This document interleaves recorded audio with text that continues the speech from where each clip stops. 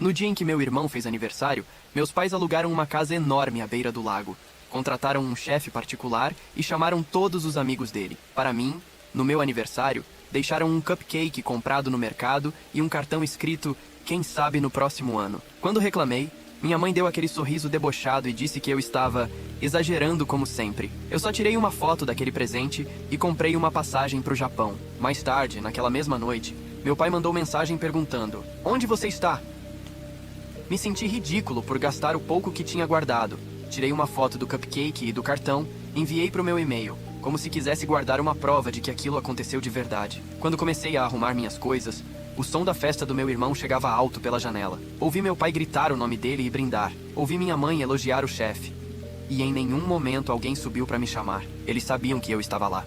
Só escolheram fingir que não. Peguei minha mochila e desci sem fazer barulho. O cachorro da casa me olhou, abanou o rabo e depois se deitou de novo. Ninguém notou quando saí. Fui a pé até a estação, comprei um café e fiquei esperando o ônibus para o aeroporto. Lembro de olhar para o reflexo da minha cara no vidro da lanchonete. Cansado, meio perdido. Parecia um figurante na própria vida. Cheguei ao aeroporto perto da meia-noite. As luzes eram frias. O ar-condicionado estava forte e o barulho dos anúncios se misturava às vozes apressadas. Eu só sentia um vazio estranho, uma mistura de raiva e alívio. Mandei uma mensagem curta para o meu pai. "Não se preocupem, estou bem." Foram quase 2 horas até ele responder. A mensagem veio simples: "Onde você está?" Fiquei olhando para a tela um tempo. Poderia ter dito a verdade, poderia ter dito "no aeroporto" ou "indo embora", mas não quis dar a eles o direito de saber. Respondi apenas: "Longe o suficiente para vocês não precisarem se preocupar." Depois disso, desliguei o celular e sentei perto do portão de embarque. Quando o voo foi anunciado, senti um nó no estômago. Não era medo. Era a sensação de estar finalmente cortando algo que sempre doeu, mas que eu nunca tinha coragem de encarar. Enquanto o avião subia, olhei pela janela e vi as luzes da cidade ficando pequenas. Pensei na minha mãe rindo, no meu pai tentando manter as aparências, e no meu irmão abrindo presentes caros que eu nunca pude dar. Pela primeira vez, não doeu tanto. Eu não sabia o que me esperava no Japão. Só sabia que, onde quer que fosse, eu não queria mais ser o filho invisível. A primeira coisa que percebi ao chegar em Tóquio foi o silêncio diferente. Mesmo com tanta gente, havia uma espécie de ordem que me deixava desconfortável. Eu estava acostumado com o barulho, com alguém sempre gritando alguma coisa, com portas batendo. Ali tudo parecia funcionar sem precisar de ninguém falando. Me sentia um intruso. E talvez fosse. Fiquei num hotel pequeno em Shinjuku, o tipo de lugar onde ninguém faz perguntas. O quarto era apertado, mas limpo, e o som dos passos no corredor me dava uma sensação estranha de companhia. Na primeira noite, fiquei sentado na cama, olhando o celular. Nenhuma mensagem. Nem da minha mãe, nem do meu pai, nem do meu irmão. Só aquele "onde você está?" de horas atrás. Durante o dia, eu andava sem rumo. Entrava em lojas, observava pessoas com roupas que pareciam de outro mundo. Me distraía com o fato de ninguém me reconhecer, de ninguém saber quem eu era. Pela primeira vez, eu existia sem o peso de um sobrenome, sem ser comparado a ninguém. Mas à noite, quando voltava para o quarto, a solidão me acertava em cheio. Eu pensava no que teria acontecido se eles tivessem notado que eu fui embora. No quarto dia, recebi uma ligação internacional. Era do meu pai. O nome dele piscando na tela me fez gelar. Não atendi. Esperei o toque parar, mas ele ligou de novo. Depois de alguns minutos, veio uma mensagem curta: "Precisamos conversar." Apaguei sem ler de novo. Mesmo assim, passei o resto do dia pensando naquilo. Parte de mim queria acreditar que era preocupação genuína, mas outra parte sabia que não. Meu pai sempre foi o tipo que só se movia quando algo ameaçava a aparência da família. Provavelmente estavam preocupados com o que os outros iam dizer. Não comigo. À noite, quando saí para comer, o celular vibrou de novo. Outra mensagem: "Seu irmão quer falar com você." Li e fechei o visor. Continuei andando pelas ruas iluminadas, tentando não pensar, mas cada vitrine me devolvia minha própria expressão cansada. Era como se, não importa onde eu fosse, eu ainda carregasse aquela casa dentro de mim. Voltei pro hotel e decidi finalmente abrir o e-mail. Lá estava a foto que eu tinha mandado para mim mesmo, o cupcake e o cartão. Fiquei olhando por um tempo. Era simples, quase patético, mas aquele registro me ajudava a lembrar por que eu tinha saído. Eu precisava dessa lembrança para não me sentir culpado por ir embora. No quinto dia, acordei com uma sensação estranha. O hotel estava silencioso demais. Fui até a recepção e pedi para estender minha estadia, mas o funcionário disse que meu pagamento havia sido encerrado por alguém do mesmo cartão. Eu nunca usei o cartão da minha família, só o meu próprio. Perguntei se podiam verificar o nome, mas ele disse que estava bloqueado e que não podia dar detalhes. Meu coração disparou. Voltei pro quarto e tentei usar meu cartão em um aplicativo de transporte, e deu erro. Conta bloqueada. Tentei acessar meu banco. Senha incorreta. 3 tentativas e minha conta foi suspensa. Eu estava em outro país, sozinho, e de repente, sem acesso a nenhum centavo. Naquele momento, não tive dúvida. Foi meu pai. Era o tipo de coisa que ele faria por amor, para me obrigar a voltar. Só que dessa vez, eu não ia. Fui até um caixa eletrônico e confirmei o que já sabia. Saldo zerado. Nem o dinheiro da reserva tinha sobrado. Eu podia até ligar para a embaixada, mas isso significava pedir ajuda. E isso eu me recusei a fazer. Voltei pro quarto e fiquei sentado por horas, tentando pensar no que fazer. Era engraçado. Passei a vida me sentindo preso na casa deles e agora estava preso do outro lado do mundo. Quando anoiteceu, olhei pro celular e pensei em ligar pro meu irmão. Mas antes que eu tomasse coragem, recebi uma notificação. Uma nova mensagem de voz. Era da minha mãe. Ela dizia que eu precisava parar de fazer drama. Que ninguém ali era meu inimigo. Que eu só estava destruindo a família. A voz dela estava calma, mas havia algo frio.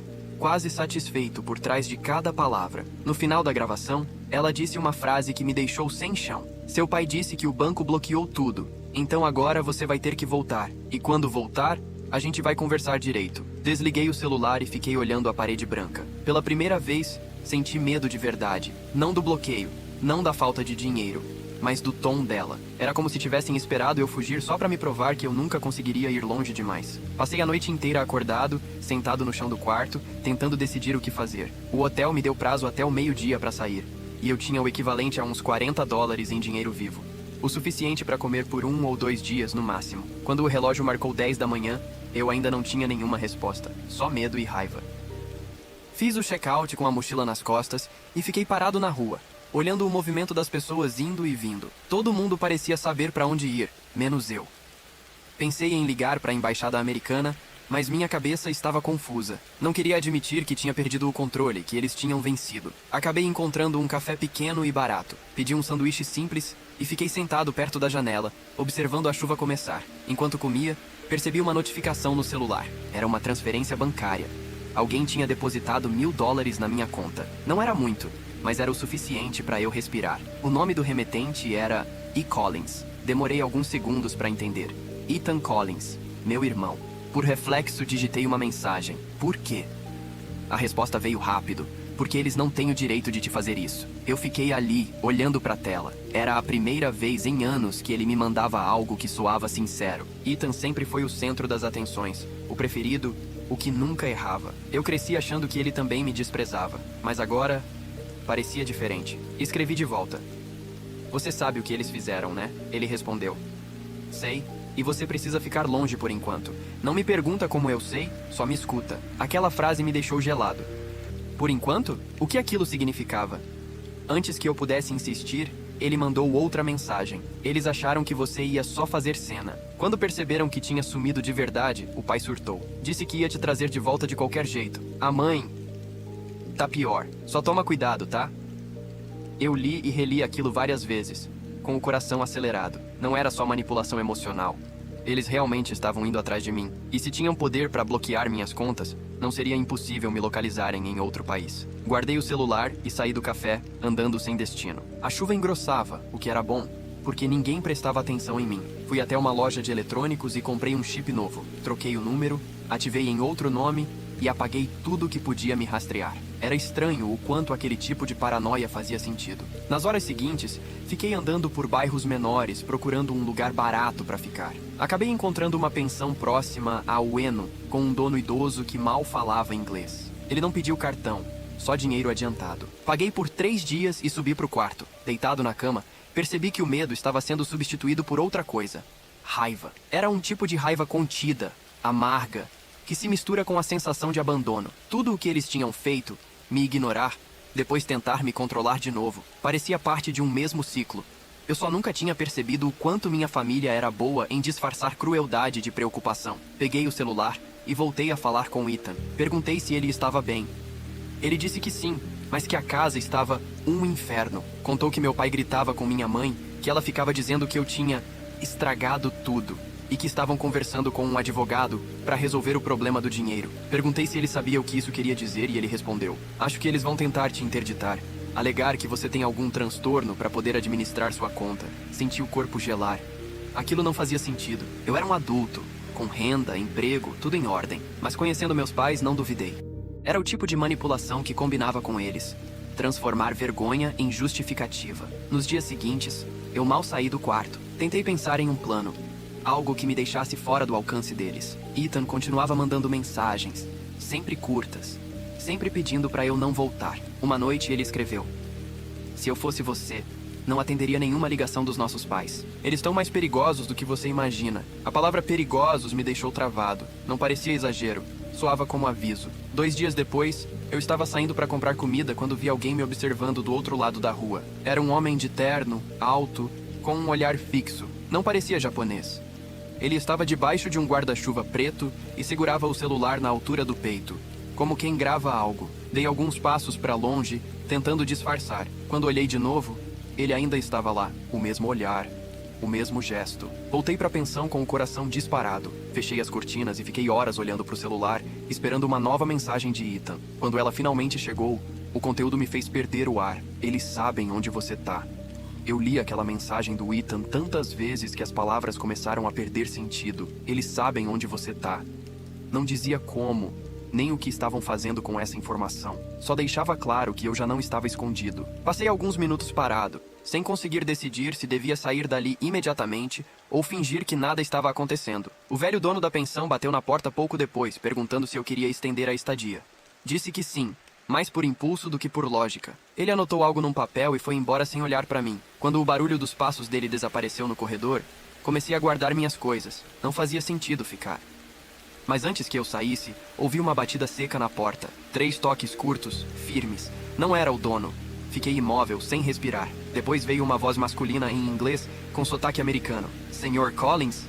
Não respondi. Segurei a mochila e me aproximei da janela. O quarto ficava no 2º andar, e havia uma saída de emergência lateral. Quando abri a janela, o ar frio entrou e me fez hesitar. Por um segundo, pensei que talvez eu estivesse exagerando, que podia ser outra pessoa. Mas aí a voz chamou de novo, dessa vez mais alta. "Sabemos que o senhor está aí."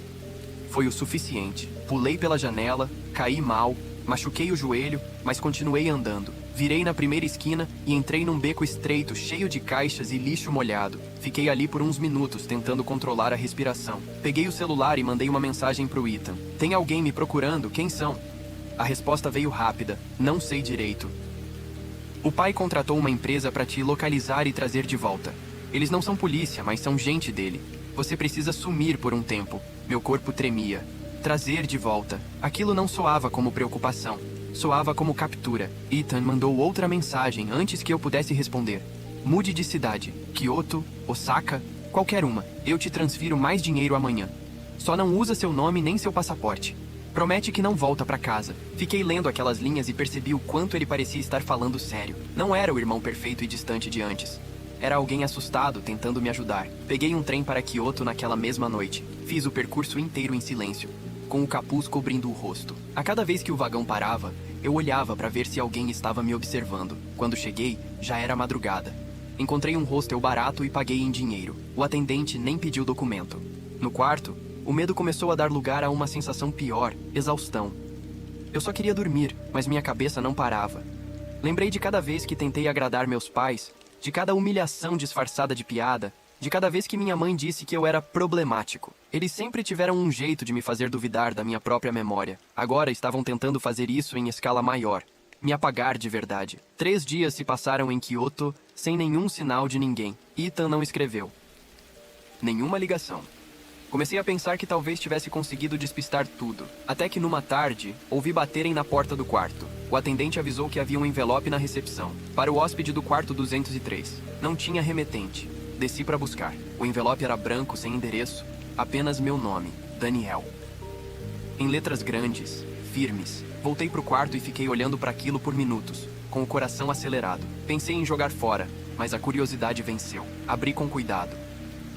Dentro havia uma única folha de papel com uma frase impressa. "Pare de fugir. Você não entende o que seu irmão fez." O ar pareceu sumir do quarto. Li de novo, tentando processar. Meu irmão? Ethan? O mesmo que estava me ajudando? Sentei na cama, tremendo. Tudo podia ser mentira. Uma forma de me desestabilizar, de me fazer voltar. Mas e se não fosse?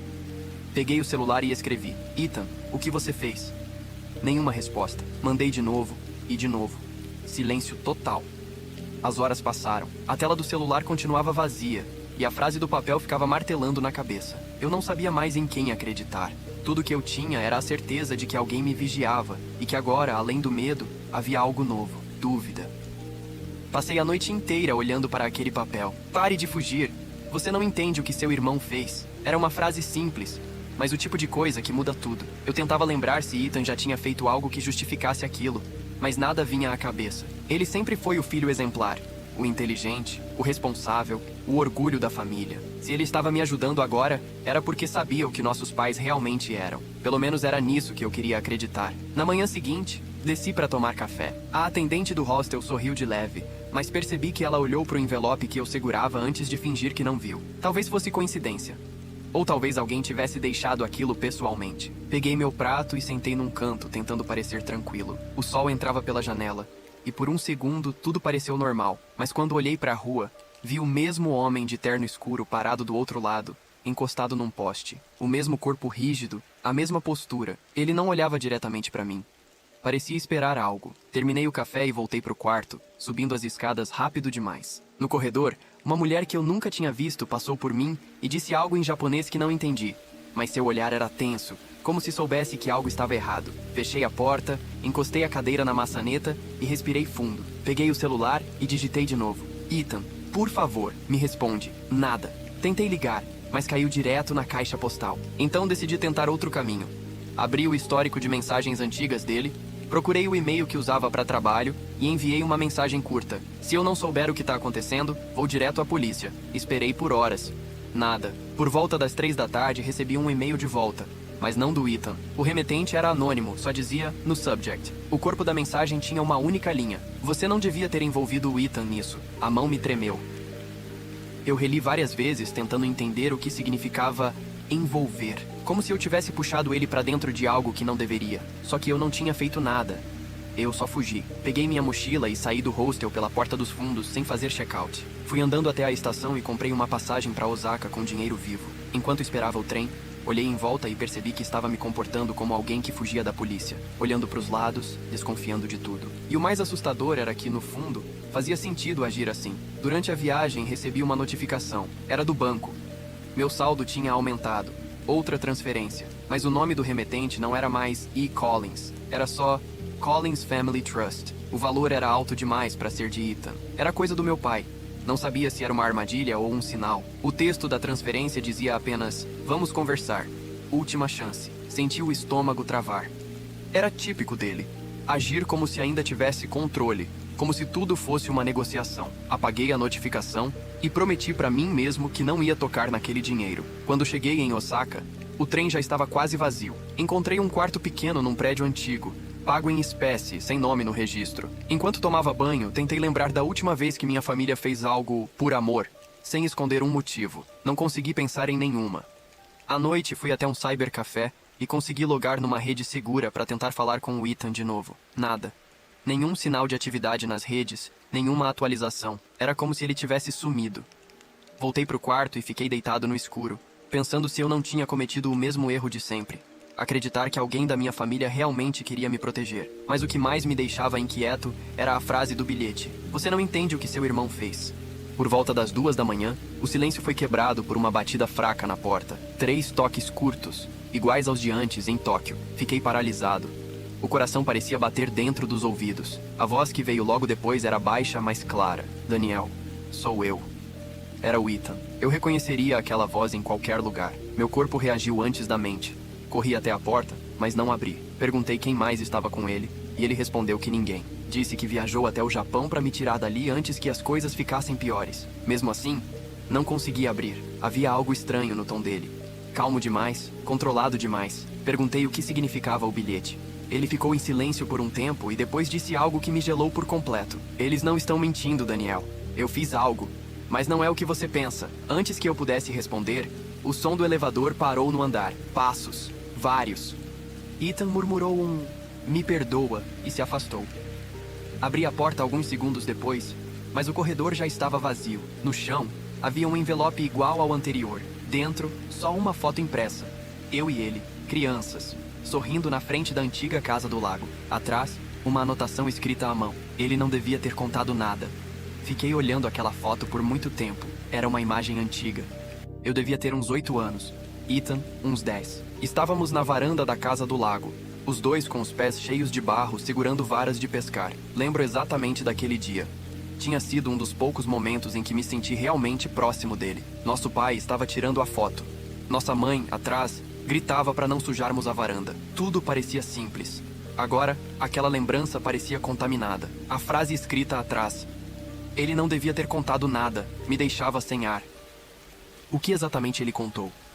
E para quem? Fiquei em silêncio, tentando ouvir qualquer barulho no corredor. Nada.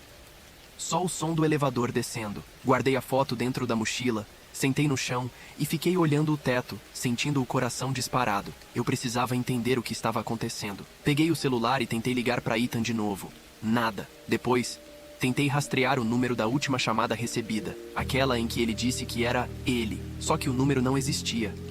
Era como se tivesse sido apagado logo depois da ligação. Tentei dormir, mas não consegui. A imagem da foto e a frase não saíam da cabeça. No meio da madrugada, comecei a pensar em tudo o que podia ter acontecido. Talvez Ethan tivesse descoberto algo sobre meus pais, algum segredo que eles não queriam que viesse à tona. Ou talvez ele estivesse mentindo para mim o tempo todo, fingindo ajudar, enquanto me mantinha exatamente onde eles queriam. Na manhã seguinte, decidi que não podia continuar fugindo sem respostas. Peguei o celular, conectei numa rede pública e procurei qualquer notícia envolvendo o nome Collins. Nada criminal.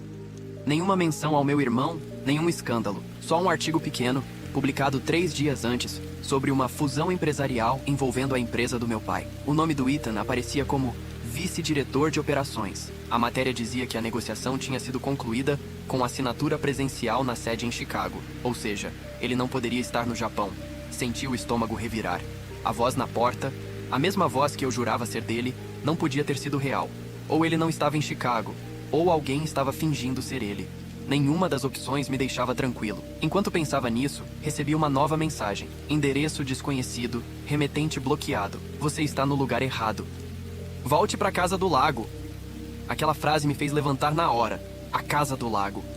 O mesmo lugar da foto, o mesmo onde fizeram a festa do meu irmão semanas antes. Era como se tudo estivesse girando de volta para lá. Eu devia ignorar, mas parte de mim sentiu que talvez as respostas estivessem lá. Enviei uma última tentativa de mensagem pro Ethan. Se eu for para a casa do lago, vou te encontrar lá? Nenhuma resposta. Naquele ponto, eu já não sabia se estava sendo manipulado ou se realmente havia algo que precisava ser resolvido. Só sabia que continuar fugindo estava me matando por dentro. Decidi voltar. Usei o pouco dinheiro que restava da primeira transferência e comprei a passagem mais barata que encontrei. O voo saía no dia seguinte, e eu passaria quase 20 horas entre escalas. Tentei não pensar no que faria quando chegasse. Tentei, mas falhei.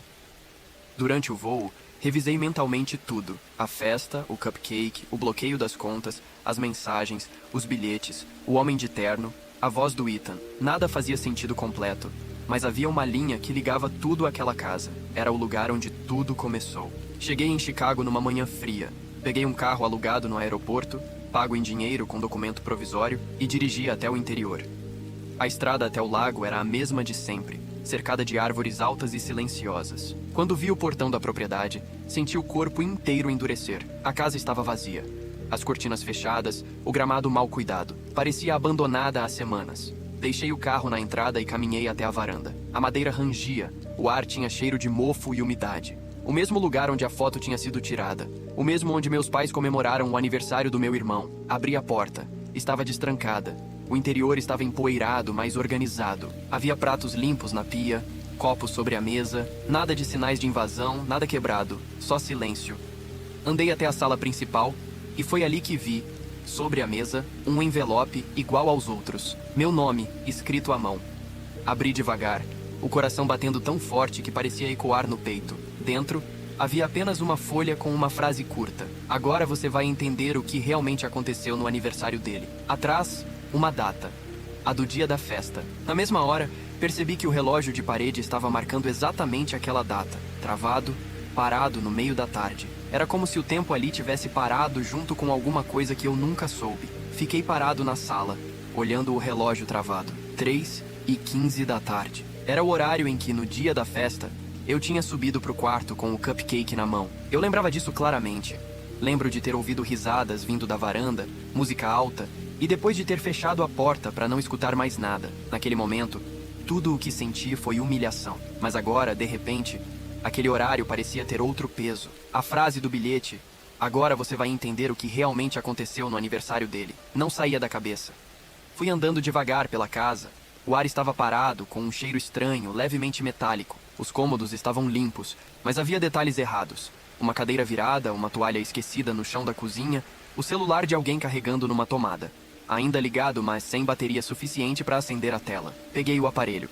O fundo de tela era uma foto do meu irmão, Ethan, sorrindo. O mesmo sorriso de sempre. Aquele que escondia mais do que mostrava. Tentei desbloquear, mas pedi a senha. Deixei o celular sobre a bancada e abri a geladeira. Estava quase vazia. Só garrafas de água e algumas comidas prontas. Tudo tinha data da semana anterior. Ou seja, alguém esteve ali recentemente. Subi as escadas devagar, cada degrau rangendo sob o meu peso. O quarto do meu irmão estava exatamente como eu lembrava. Arrumado, com roupas dobradas e a cama esticada. Mas na mesa de cabeceira, havia uma pilha de documentos e uma pasta preta aberta. Dentro dela, encontrei papéis da empresa do meu pai. Contratos, transferências, cópias de procurações. E em uma das folhas, um detalhe que me fez parar. A minha assinatura. Eu nunca assinei nada da empresa, mas ali estava meu nome. Igualzinho. Data recente. Senti o corpo gelar. Peguei a pasta e continuei folheando. Entre os papéis, havia cópias de documentos bancários, declarações fiscais e até um extrato do meu antigo emprego. Todos com meu nome. Era como se alguém estivesse construindo um dossiê sobre mim. Na última folha, havia uma anotação feita à mão. Se ele descobrir, agir rápido. Senti o chão sumir por um instante. Fechei a pasta e desci as escadas. Meu coração batia tão forte que mal conseguia pensar. A cada passo, a lembrança do bilhete voltava. Agora você vai entender o que realmente aconteceu no aniversário dele. Voltei à sala e olhei ao redor, tentando lembrar da posição das coisas naquele dia. Havia balões, mesas de buffet, cadeiras espalhadas. A música vinha do lado de fora, perto do lago. Lembro de ter visto Ethan discutindo com meu pai brevemente. Uma discussão abafada, mas tensa. Eu não soube o motivo na época. Achei que fosse algo de trabalho, como sempre. Mas agora, olhando tudo de novo, comecei a perceber um padrão. A festa não era só uma comemoração, era uma fachada. Abri a porta dos fundos e saí até o deck que dava para o lago. A madeira estava molhada pelo sereno e o som das rãs se misturava ao vento. Caminhei até o final do deck e olhei para a água escura. Por alguns segundos, tudo ficou quieto demais. Foi quando ouvi o barulho. Algo caindo no chão dentro da casa.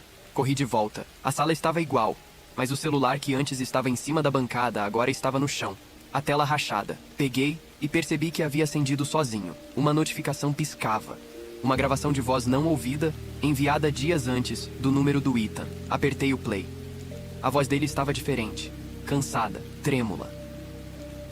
Daniel, se você ouvir isso, é porque eu não consegui resolver. O pai descobriu que eu copiei os arquivos. Eu tentei proteger você, mas eles querem te usar para encobrir as transferências. Eles colocaram tudo no seu nome, entendeu? Tudo. As contas, os contratos, as remessas. Se eu desaparecer, não volta para casa. Não deixa eles te acharem. A gravação terminou com um som abafado, como uma porta batendo. Fiquei parado, sem conseguir respirar. Agora tudo fazia sentido. O bloqueio das minhas contas, o sumiço do Ethan, o medo na voz dele. Eles tinham usado meu nome para lavar dinheiro, e quando ele tentou impedir, virou alvo também. Peguei a pasta novamente, tirei fotos de todos os documentos e comecei a mandar para o meu próprio e-mail, um por um. Enquanto fazia isso, ouvi um barulho de carro vindo da estrada, um motor desligando, portas batendo. Olhei pela janela. 2 homens de terno desceram e começaram a caminhar em direção à casa. Meu corpo reagiu antes da mente. Peguei o celular, enfiei no bolso e corri pelos fundos, atravessando o gramado até o lago. O som das vozes deles ficou mais alto. Estavam me chamando pelo nome. Atrás de mim, ouvi a porta da frente se abrindo. Continuei correndo, o coração disparado, até sentir a beira molhada sob os pés. Parei, ofegante, olhando o reflexo trêmulo das luzes na água. Não havia saída fácil, mas voltar não era opção. A única certeza que eu tinha era a de que agora eu sabia demais. Eu corri sem pensar. A grama úmida me fazia escorregar, o som dos passos deles ficando cada vez mais perto. A água do lago refletia as luzes dos carros estacionados perto da entrada da casa. Um dos homens gritou meu nome, como se fosse uma ordem, não um chamado. A voz dele era firme, quase impaciente. O tipo de tom que alguém usa quando já decidiu o que vai fazer, com ou sem a sua cooperação. Cheguei até o final do deck e olhei em volta. Não havia para onde ir. Atrás, os 2 homens já se aproximavam, lanternas acesas. Um deles falava algo pelo rádio. Eu só conseguia pensar na gravação do Ethan. o medo na voz dele, a confissão sobre as transferências. Aquilo era a prova de que eu não estava louco. Tudo o que eles tinham feito comigo era parte de um plano maior. Peguei o celular, abri a caixa de entrada e confirmei que as fotos dos documentos tinham sido enviadas. Todas. Respirei fundo e joguei o celular dentro do lago. Vi a luz da tela afundando devagar até desaparecer. Foi instintivo. Se eles me pegassem, não teriam como apagar as provas. Um dos homens gritou para eu parar. A lanterna dele me acertou em cheio nos olhos. Levantei as mãos, tentando enxergar, e disse que não ia a lugar nenhum até falar com o Ethan. Eles se entreolharam e o mais alto respondeu que eu sabia demais. Foi o suficiente para confirmar tudo o que eu já suspeitava. Corri para o lado contrário, atravessando o gramado até a cerca. Pulei, caí mal e senti o tornozelo torcer. Mesmo assim, continuei andando mancando, guiado só pela necessidade de não ser pego. Atravessei o mato, o som dos galhos se quebrando atrás de mim, e cheguei à estrada principal. Consegui me esconder atrás de uma caminhonete estacionada perto da curva e fiquei ali, tentando controlar a respiração. As lanternas deles vasculhavam o campo. Um deles falava no rádio. Não está com o telefone, repito, não está com o telefone. Isso me deu uma única vantagem. Eles queriam o aparelho, não a mim. O celular era a peça que ligava tudo. A gravação do Ethan, as fotos dos contratos, as mensagens. Se eu desaparecesse, o caso morria. Se as provas sobrevivessem, talvez alguém notasse. Esperei até o som do motor se afastar e caminhei de volta para a estrada. O tornozelo doía, mas continuei andando até ver as luzes da cidadezinha mais próxima. Era pequena, com um posto de gasolina aberto 24 horas e um motel decadente do outro lado da rua. Entrei no banheiro do posto, lavei o rosto e me olhei no espelho. Eu parecia outra pessoa. Olhos fundos, roupas sujas, mãos tremendo. Enquanto pensava no que fazer, ouvi o noticiário tocando na TV do balcão. O som estava baixo, mas uma frase chamou minha atenção. A polícia investiga o desaparecimento de Ethan Collins, filho de um conhecido empresário de Chicago. Meu corpo travou. A imagem mostrava uma foto dele. Recente, provavelmente de algum evento da empresa. O apresentador dizia que ele tinha sido visto pela última vez há 5 dias. 5 dias. Exatamente quando ele me mandou a última mensagem. Fiquei ali, parado, com o coração acelerado. A repórter continuou. Fontes próximas afirmam que a família acredita que Ethan estava em contato com o irmão mais novo, Daniel Collins, que atualmente encontra-se fora de alcance. Meu nome na TV.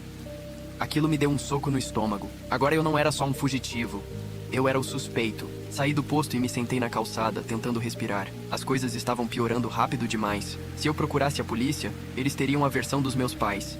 E eu seria o culpado. Se continuasse fugindo, acabaria caindo nas mãos dos mesmos homens que estavam me caçando. Pensei no Ethan de novo.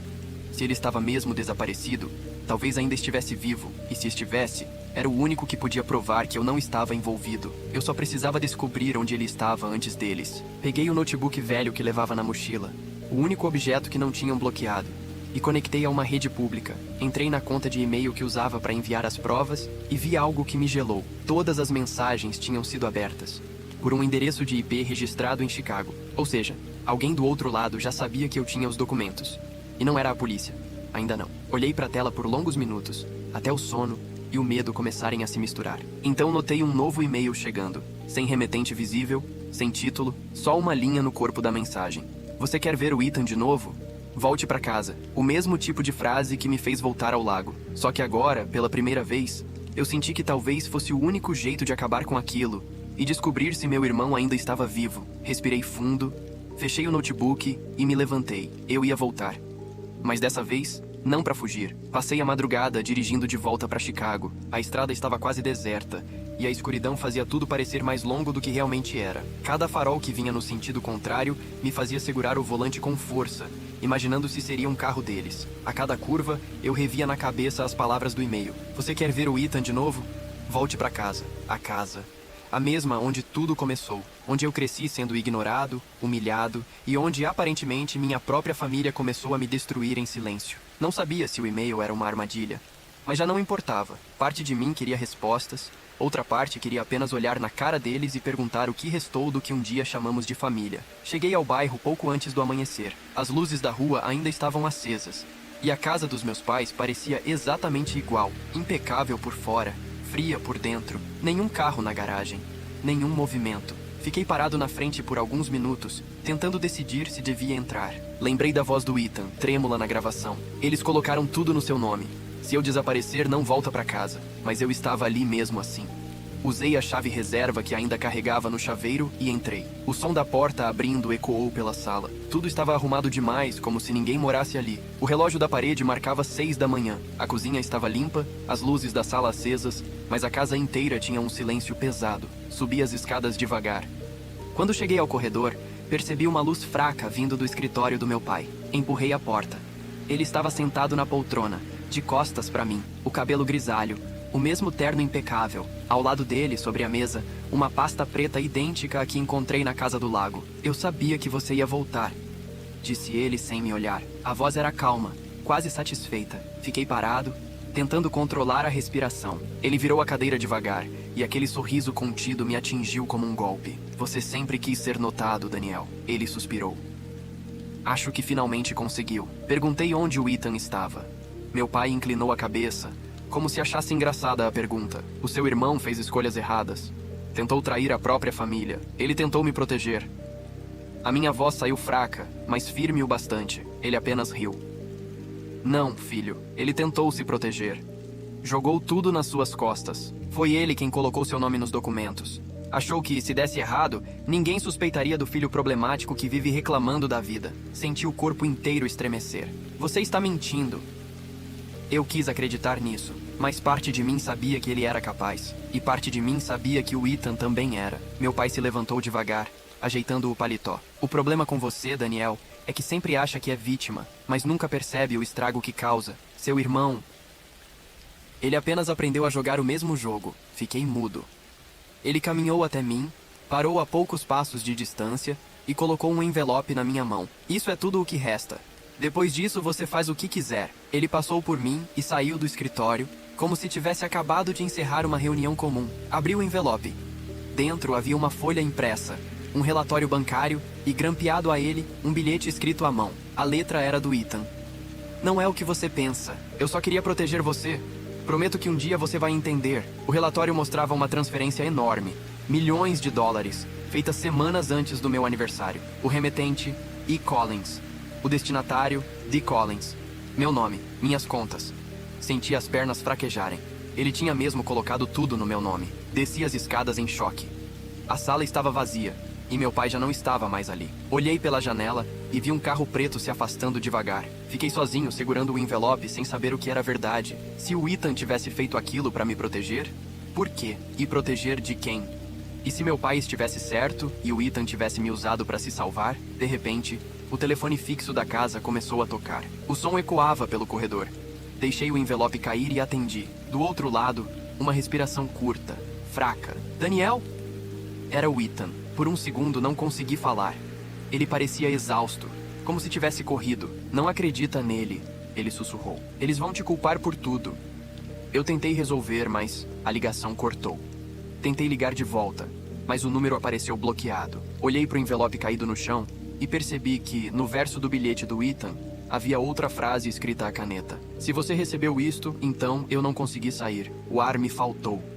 A gravação, os e-mails, as mensagens, tudo agora apontava para o mesmo lugar. Meu irmão estava tentando escapar de alguma coisa, mas não conseguiu. Eu me sentei no chão, o telefone ainda na mão, ouvindo o som vazio da linha cortada. E entendi que, pela primeira vez, não havia mais para onde correr. Fiquei sentado na sala por vários minutos, com o telefone ainda na mão. A casa estava silenciosa, mas o som da voz do Ethan ecoava dentro de mim, fraca, quase sem fôlego.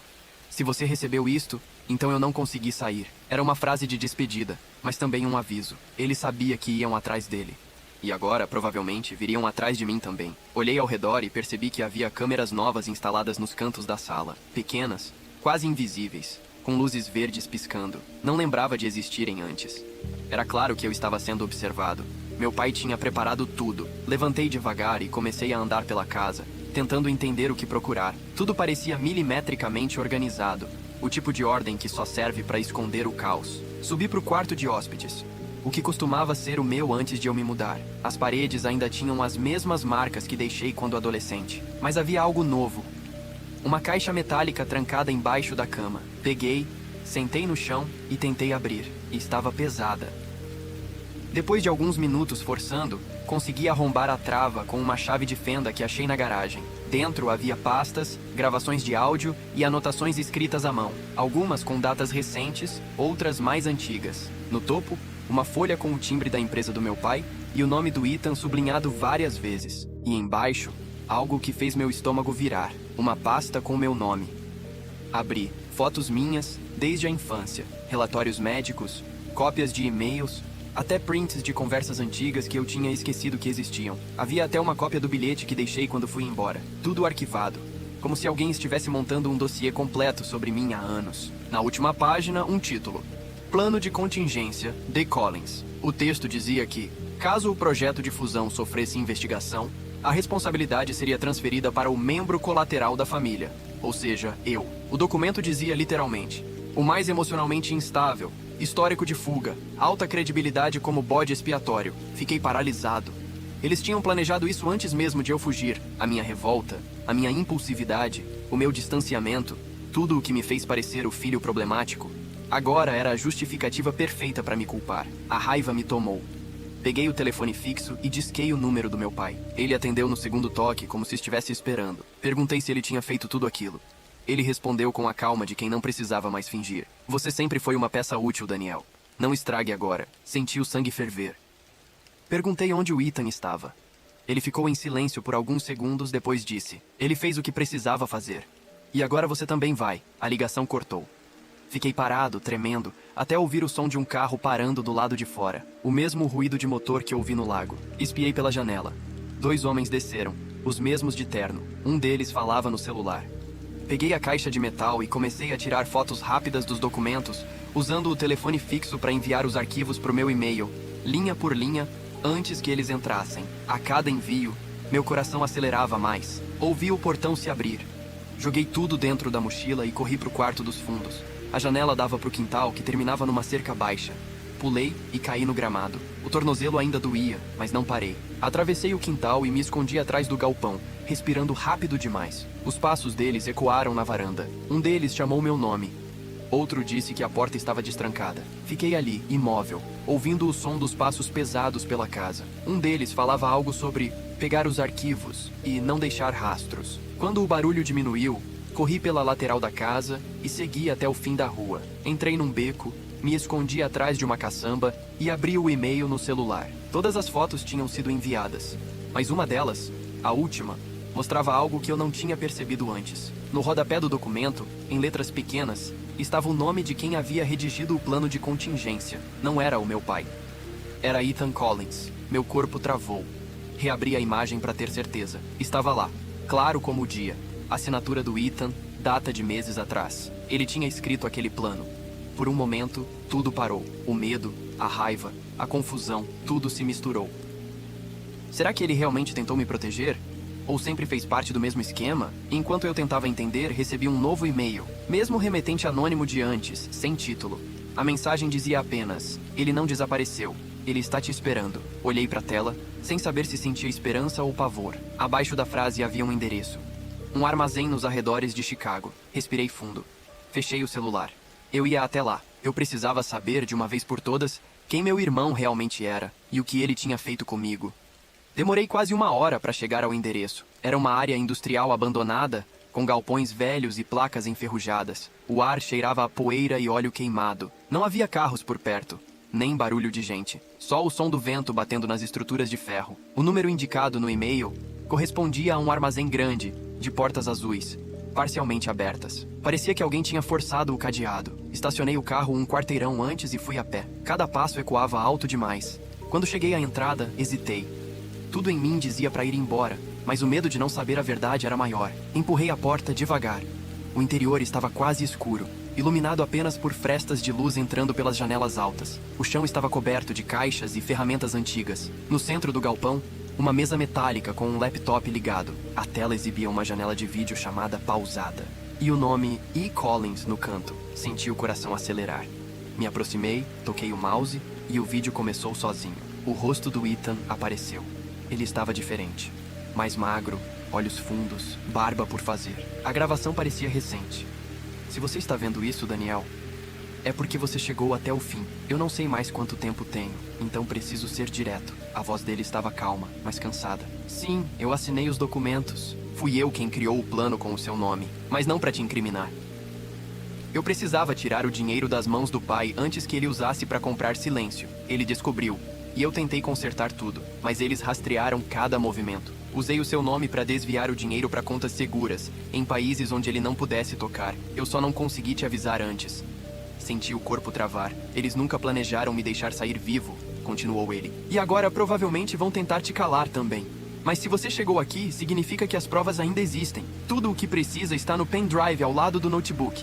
Entrega para a imprensa, para quem for. Só não volta para casa, promete isso. A imagem tremeu. O Ethan olhou para trás como se tivesse ouvido algo e sussurrou. Eles estão aqui. A gravação terminou. O silêncio que veio depois foi ensurdecedor. Fiquei ali, parado, olhando para a tela apagada, tentando entender o que tinha acabado de ver. O pendrive estava mesmo ali, do lado do laptop. Peguei. Era pequeno, preto, com uma etiqueta escrita à caneta. Plano final. Guardei no bolso. Foi nesse momento que ouvi passos, pesados, vindo da porta. Corri para o canto do galpão e me escondi atrás de uma pilha de caixas. 2 homens entraram. Os mesmos ternos, a mesma postura. Um deles carregava uma arma. O outro olhou direto para a mesa, viu o notebook e disse algo em voz baixa. Ele pegou.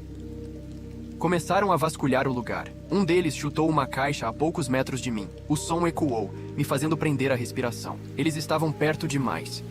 Peguei uma barra de ferro caída no chão. Esperei o momento certo e joguei para longe. O barulho os distraiu por alguns segundos. Tempo suficiente para eu correr até a lateral e sair por uma porta lateral enferrujada. Corri até a rua sem olhar para trás. Entrei no carro e acelerei. No retrovisor, vi as silhuetas deles saindo do galpão, mas não me seguiram, ainda. Dirigi sem destino por quase 1 hora, até parar num estacionamento vazio de uma lanchonete de beira de estrada. Minhas mãos tremiam tanto que mal consegui segurar o volante. Peguei o pendrive do bolso. Parte de mim queria abrir logo para saber o que havia ali. Outra parte tinha medo de descobrir. Liguei o notebook e esperei o sistema carregar. O pendrive tinha uma única pasta.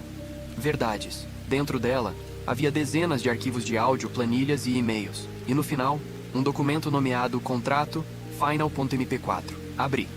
A imagem mostrava uma reunião filmada às escondidas. Meu pai, 2 executivos e o Ethan.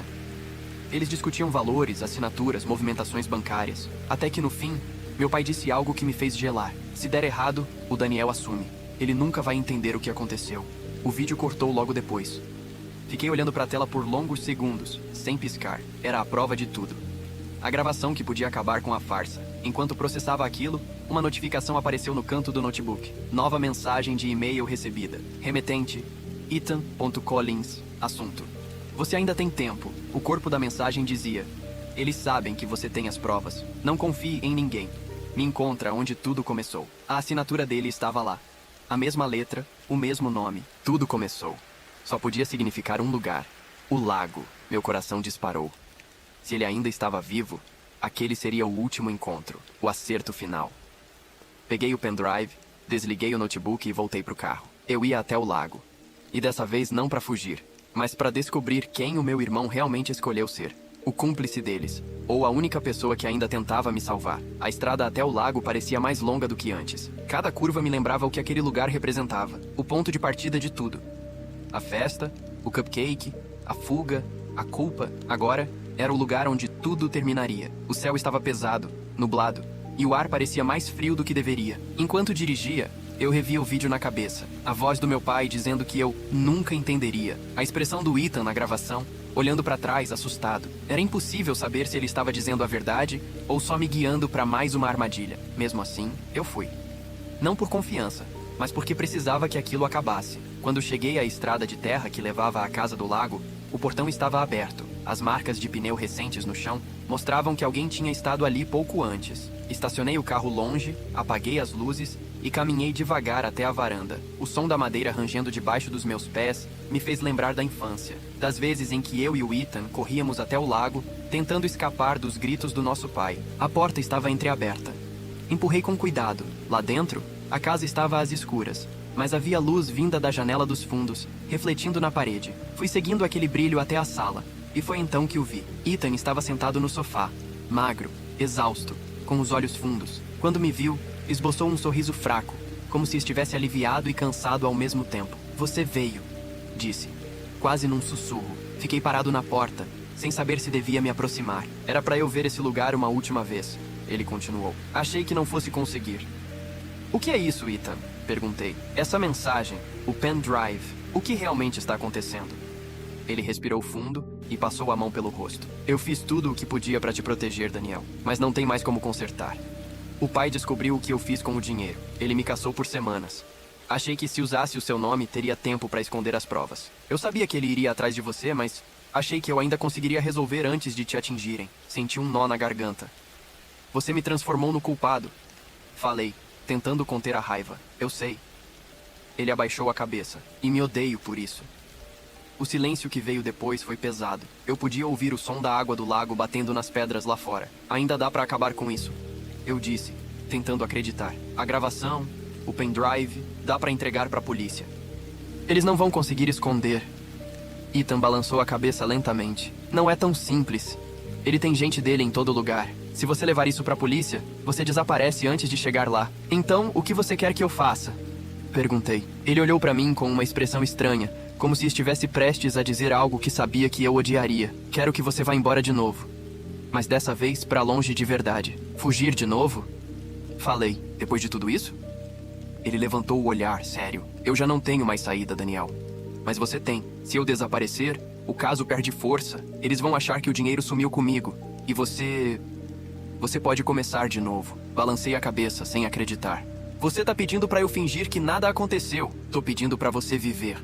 Respondeu ele, e dessa vez a voz falhou. O pai não vai parar enquanto alguém da família ainda puder derrubá-lo. Se você ficar, ele te destrói também. Por alguns segundos, eu vi o mesmo Ethan de antes. O irmão mais velho que me defendia quando eu era criança. Aquele que me fazia rir quando tudo parecia pior. Mas a culpa estava estampada nele agora. Como se cada palavra pesasse. Antes que eu dissesse qualquer coisa, ouvimos um barulho de motor vindo da estrada. Ethan olhou pela janela e a expressão dele mudou completamente. Eles acharam a gente. Corremos até a porta dos fundos. O som dos pneus na grama era alto demais. 3 faróis cortavam a escuridão apontados direto para casa. Vai pelos fundos, ele disse. Leva o pendrive contigo. E você? Eu vou distraí-los. Não! Gritei, mas ele já estava correndo para frente da casa. Fui até a varanda dos fundos e vi os carros parando. 4 homens desceram, todos de terno. Um deles falava no rádio. Outro carregava algo nas mãos que parecia uma arma. Ethan saiu pela porta da frente, com as mãos erguidas. Eu ouvi conversar com um dos homens. Não conseguia ouvir as palavras, mas percebi o jeito como um deles levantou o braço e o empurrou contra o carro. Em seguida, ouvi um som seco. Ethan caiu. Senti o corpo inteiro travar. Quis correr até ele, mas os instintos gritavam para eu não fazer isso. Um dos homens olhou na direção dos fundos e apontou a lanterna. Me abaixei e comecei a correr em silêncio pelo mato. O pendrive apertado na mão. Cada passo parecia ecoar dentro da cabeça. Quando cheguei na estrada, olhei para trás. A casa estava parcialmente iluminada pelos faróis. E por um instante vi 2 deles arrastando o corpo do meu irmão para dentro do carro. Fiquei ali, escondido entre as árvores, sem conseguir respirar. Ele sabia que aquilo ia acontecer. E mesmo assim ficou. Peguei o pendrive com as mãos tremendo. Ele tinha me dado a única prova que restava. A única chance de fazer tudo isso acabar. Mas naquele momento, tudo o que eu conseguia sentir era o peso do que perdi. Fiquei parado por alguns minutos, escondido entre as árvores, olhando os carros sumirem estrada afora. O som dos motores foi se afastando até desaparecer por completo. O vento que veio depois carregava o cheiro de gasolina e um silêncio sufocante. Eu ainda podia ver o ponto onde o corpo do Ethan tinha caído. A grama amassada, o brilho da lanterna que alguém deixou ligada. O pendrive ainda estava na minha mão. Era pequeno, leve, mas parecia pesar toneladas. Tudo o que meu irmão fez, todo o caos que ele criou, estava resumido naquele objeto. Eu só precisava decidir o que fazer com ele. Voltei para a estrada e comecei a andar. O tornozelo latejava a cada passo, mas eu continuei. Depois de uns 15 minutos, cheguei até um posto velho com as luzes piscando e um atendente meio adormecido atrás do balcão. Comprei um café e usei o telefone público do lado de fora. A primeira ligação foi para a polícia. Contei o básico, que meu irmão havia sido levado por homens armados perto da casa do lago. Não disse quem eu era.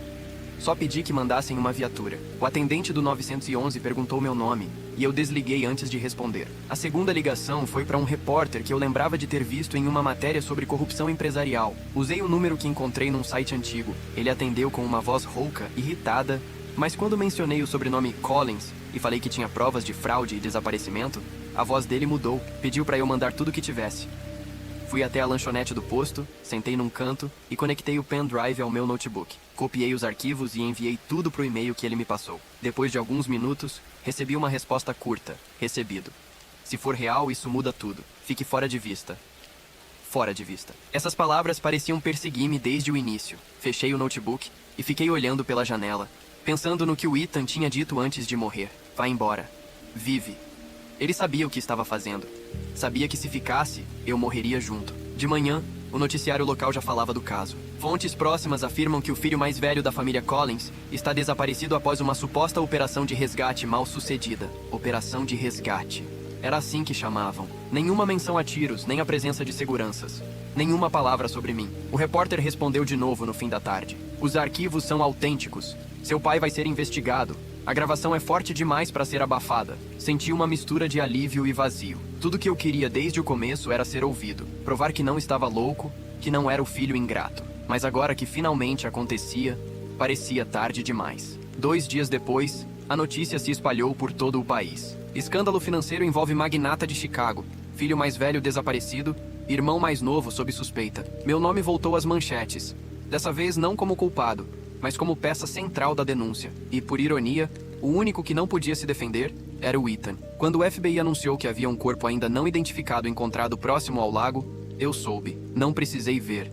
Eu soube. Fiquei num quarto de motel barato, observando as imagens da TV. Meu pai foi preso na manhã seguinte. Saiu algemado, ainda tentando manter aquele sorriso controlado de quem acredita que tudo é reversível. A repórter dizia que novas evidências apontam para manipulação de documentos e apropriação indevida de fundos. Mas nada disso me trouxe paz. Na mesa, o pendrive ainda estava comigo.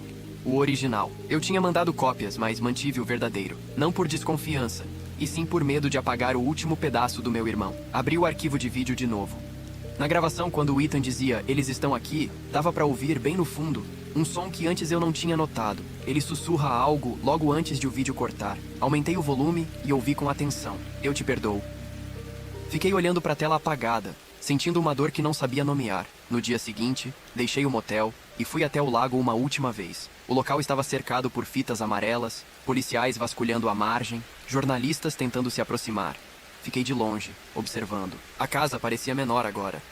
Menos ameaçadora, mas mais vazia. Como se tudo que ela representava tivesse acabado ali mesmo. Peguei o pendrive do bolso e fiquei segurando por um tempo. Pensei em guardar, em deixar como lembrança, mas sabia que não conseguiria seguir em frente se fizesse isso. Então caminhei até o pier, o mesmo onde tudo começou, e o joguei na água. Vi afundar devagar, até sumir. Era o fim. Voltei para a estrada, sem destino. Não sabia para onde ir, nem o que fazer depois. Só sabia que, pela primeira vez, o silêncio não doía. Meu irmão tinha errado, mas no fim, tentou consertar. E eu finalmente entendi o que ele quis dizer com vive. Talvez fosse isso.